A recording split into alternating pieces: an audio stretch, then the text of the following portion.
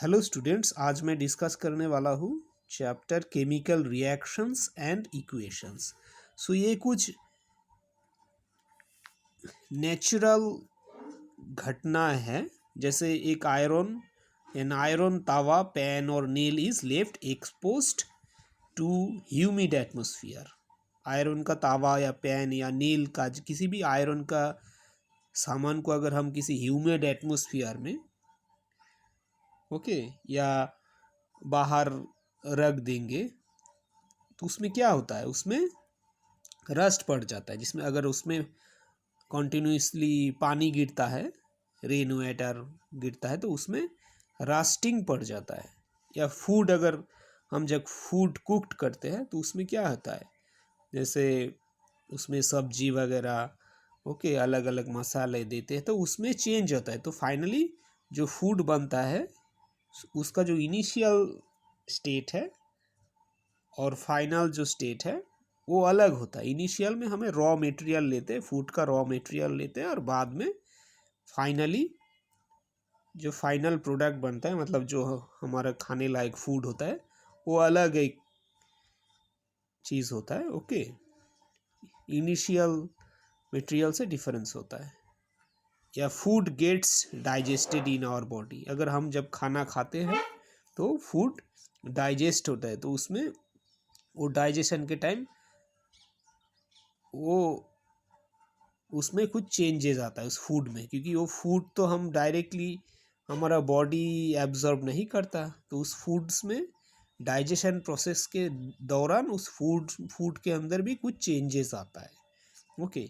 या जब हम रेस्पायर करते हैं, हम ऑक्सीजन लेते हैं, तो ऑक्सीजन जाके हमारे शरीर के अंदर जाके भी हमारा शरीर में कुछ उसमें चेंजेस आता है। तो nature and identity of the initial substance have somewhat change. तो ये सारे प्रोसेस में nature and identity of the initial substance have somewhat change whenever there is any chemical change occurs. Actually यहाँ पे फिजिकल चेंज भी होता है, chemical change भी होता है। सो इन सब प्रोसेस में ये सब होता है। तो जब कोई केमिकल चेंजेस होता है तो हम we can say that chemical reaction has taken place. मतलब केमिकल चेंजेस के दौरान यहाँ पे केमिकल रिएक्शन भी इन्वॉल्व है। जैसे ये एक एग्जाम्पल है। ये अगर ये एक मैग्नीशियम का रिबन है, मैग्नीशियम एक मेटल है, इसको हम एक बार्नर से उसको अगर हम जलाते हैं, उसको बर्न करते हैं, ये बार्नर है, ये टोंग से हम यहाँ पे मैग्नीशियम रिबन है, यहाँ पे मैग्नीशियम रिबन से इस बर्नर से हम इसको अगर जलाते हैं तो यहाँ पे मैग्नीशियम ऑक्साइड का पाउडर गिरता है, वाइट कलर का मैग्नीशियम ऑक्साइड का पाउडर बनता है। ये वाज ग्लास है, वाज ग्लास के ऊपर ये मैग्नीशियम पाउडर, मैग्नीशियम जलने से मैग्नीशियम ऑक्साइड बनता है। ये जो पाउडर है, ये पाउडर है मैग्नीशियम ऑक्साइड का पाउडर। सो ये क्यों हो रहा है? क्योंकि ये मैग्नीशियम हमारा एयर में जो ऑक्सीजन है उसके साथ केमिकली रिएक्ट करता है। केमिकली रिएक्शन की वजह से मैग्नीशियम ऑक्साइड होता है। तो ये भी एक केमिकल रिएक्शन का एग्जाम्पल है। So magnesium oxide is formed due to reaction between magnesium and oxygen present in the air. Following observation helps us to determine whether a chemical reaction has taken place. So chemical reaction के time हम ये सब observe करते हैं। Change in state, so initially एक state होगा, initially जो reactant होता है, एक्चुअली इनिशियली जो मैग्नीशियम है वो रिबन फॉर्म में है, तो उसको फाइनली वो पाउडर बन गया। स्टेट में इनिशियली लिक्विड स्टेट में हो सकता है, फाइनल जो बनेगा केमिकल रिएक्शन के बाद वो सॉलिड स्टेट में हो सकता है या गैसियस स्टेट में होता है। तो ये होता है चेंज इन स्टेट ऑब्जर्व किया जाता है केमिकल रिएक्शन के दौरान। चेंज इन कलर, जैसे यहाँ पे प्रोडक्ट जो है मैग्नीशियम ऑक्साइड, वो है वाइट कलर का, तो ये चेंज इन कलर भी हो सकता है केमिकल रिएक्शन के दौरान। एविल्यूशन ऑफ गैस भी प्रोड्यूस हो सकता है। Okay, change in temperature, initial reaction के दौरान टेम्परेचर का चेंजेस हो सकता है। So magnesium ribbon is burned in oxygen, it gets converted to magnesium oxide. This description of chemical reaction in a sentence form a quite long. अभी इस घटना को, जैसे हम मैग्नीशियम रिबॉन्ड को बर्न करते ऑक्सीजन में, ओके, और ये it gets converted to magnesium oxide, ये एक लंबा सेंटेंस हो गया। Okay, so this description of chemical reaction in a sentence form a quite long. So ये एक लंबा प्रोसेस बन गया। ओके, ये पूरा लिखना पड़ रहा है, इस केमिकल रिएक्शन को हमें डिस्क्राइब करने के लिए इतना लिखना पड़ रहा है। सो इसको हम कैसे और भी सिंपल तरीके से लिख सकते हैं। The simplest way to do this is to write it in the form of a word equation. इसी केमिकल रिएक्शन को हम अगर सिंपलेस्ट वे में लिख सकते हैं तो कैसे, वो अगर हम वर्ड इक्वेशन की फॉर्म में अगर लिखते हैं, जैसे यहाँ पे ये हम लिख सकते हैं magnesium plus oxygen arrow magnesium oxide. Okay, so ये केमिकल रिएक्शन को हम ऐसे यूजुअली लिखते हैं। ओके, रिएक्टेंट्स जो ये मैग्नीशियम एंड ऑक्सीजन है रिएक्टेंट्स, और मैग्नीशियम ऑक्साइड है प्रोडक्ट। अभी is there any shorter way to represent the chemical equation. So अभी तो ये केमिकल इक्वेशन बन गया, इससे भी शॉर्टर कुछ तरीके से इनको लिख सकते हैं। Yes, so chemical equation can be made more concise and useful if we use chemical formula instead of chemical words. So यहाँ पे मैग्नीशियम जैसे वर्ड्स में लिखा गया या ऑक्सीजन को वर्ड्स में लिखा गया, इसके जगह हम अगर इनका फॉर्मूला यूज करते हैं तो ये और भी शॉर्ट फॉर्म में हम केमिकल रिएक्शन को लिख सकते हैं। सो जैसे मैग्नीशियम का जो फॉर्मूला होता है वो है Mg, ऑक्सीजन का होता है O2, सो Mg प्लस O2, और मैग्नीशियम का ऑक्साइड का होता है MgO। ओके, सो ये केमिकल रिएक्शन को हम इस तरह से लिख सकते हैं। ये बहुत शॉर्ट फॉर्म में है, तो ऐसे लिखना कंपैरेटिवली इजी होता है।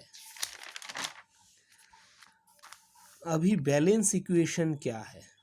अभी मास can neither be created nor destroyed in any chemical reaction. So chemical reaction में क्या होता है, यहाँ पे जो मास होता है वो तो डिस्ट्रॉय नहीं किया जा सकता या क्रिएट भी नहीं किया जा सकता। जैसे यहाँ पे लेफ्ट साइड में मैग्नीशियम और ऑक्सीजन का जो टोटल मास होगा, राइट साइड में मैग्नीशियम ऑक्साइड का टोटल मास सेम है क्या?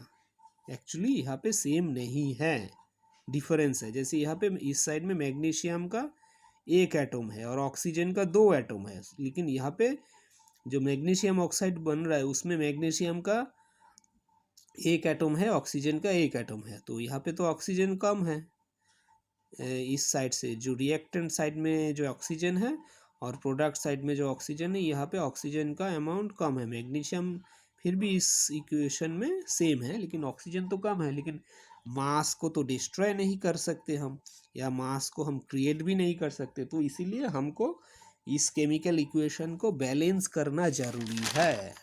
Okay, so that is the mass can neither be created nor destroyed in chemical reaction, that is the total mass of the elements present in the products of a chemical reaction has to be equal to the total mass of the elements present in the reactants. Okay, जैसे यहाँ पे इस chemical reaction, ये zinc है, ये sulphuric acid है, ये है जिंक सल्फेट है, और ये है H2।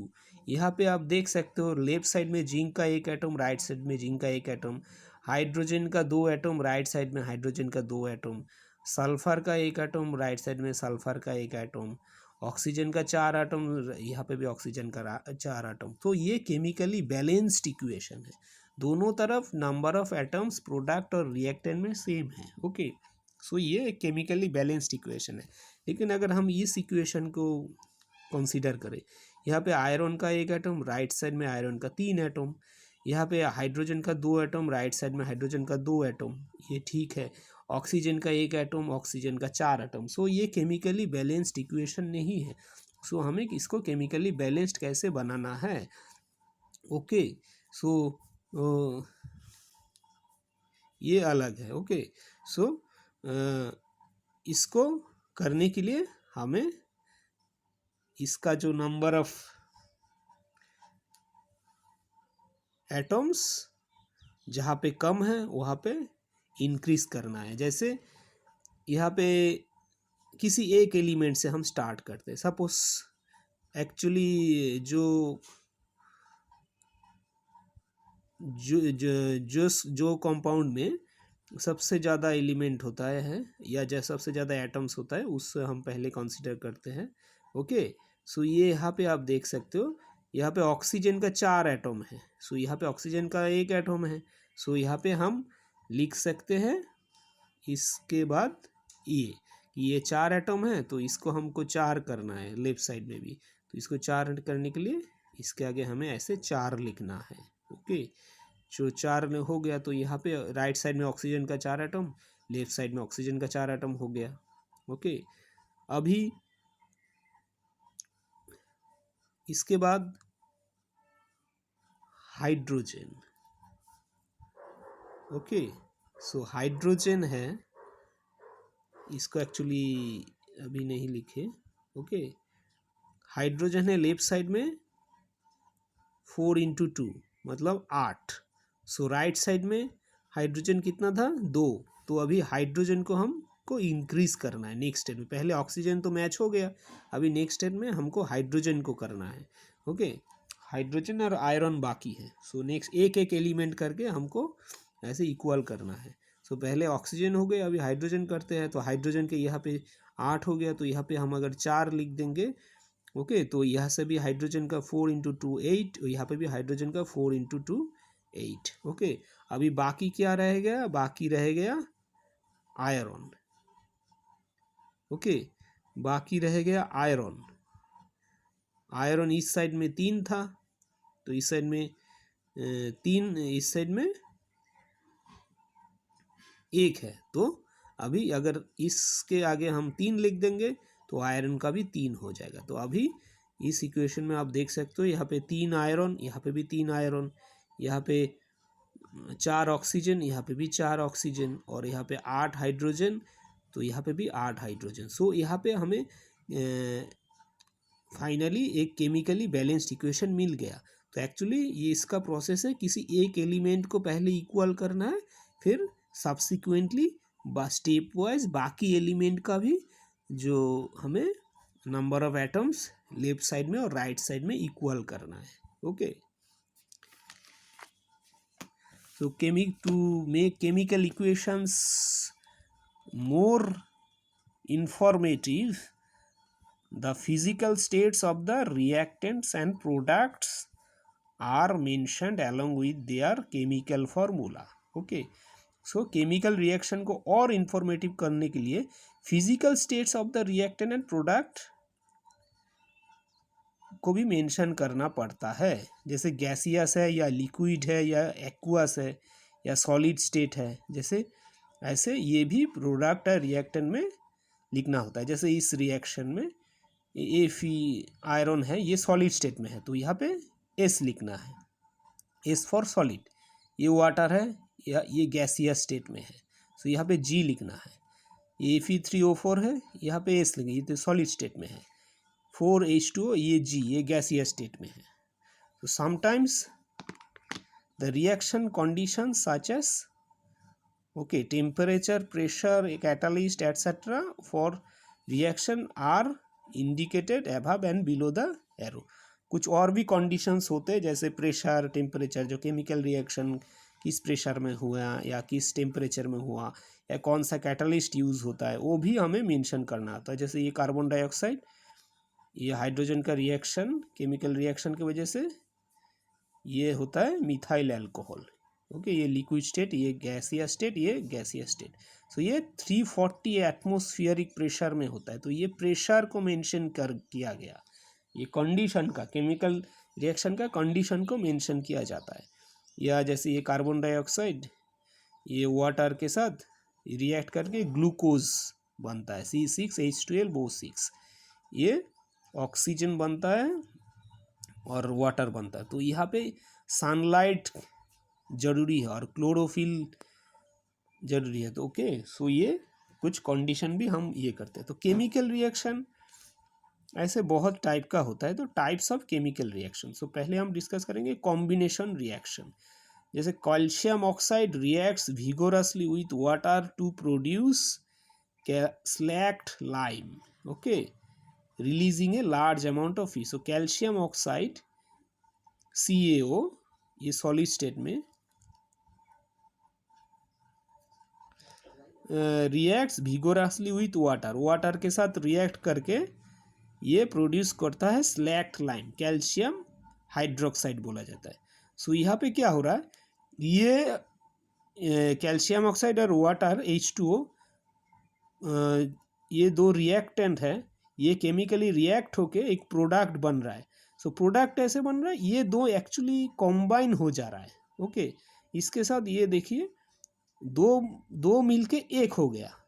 सो इसके अंदर जैसे यहाँ पे एक कैल्शियम का एटम है, एक ऑक्सीजन का एटम है, यहाँ पे दो हाइड्रोजन का एटम है, यहाँ पे एक ऑक्सीजन का एटम है। सो फाइनली यहाँ पे जो प्रोडक्ट है इसमें एक कैल्शियम एटम है, इसमें दो ऑक्सीजन का एटम है, दो हाइड्रोजन का एटम है। सो ये दोनों मिल के एक हो गया। सो ये केमिकली बैलेंस्ड इक्वेशन है। यहाँ पे भी दो इस साइड में भी दो हाइड्रोजन है, दो ऑक्सीजन है, यहाँ पे भी दो एटम हाइड्रोजन है और दो ऑक्सीजन का एटम है, ये एक और ये एक, और एक कैल्शियम एटम है, यहाँ पे भी एक कैल्शियम एटम है। सो ये दो, ये H2O और CaO कॉम्बाइन होके एक कंपाउंड बन गया। सो ये होता है कॉम्बिनेशन रिएक्शन। ओके,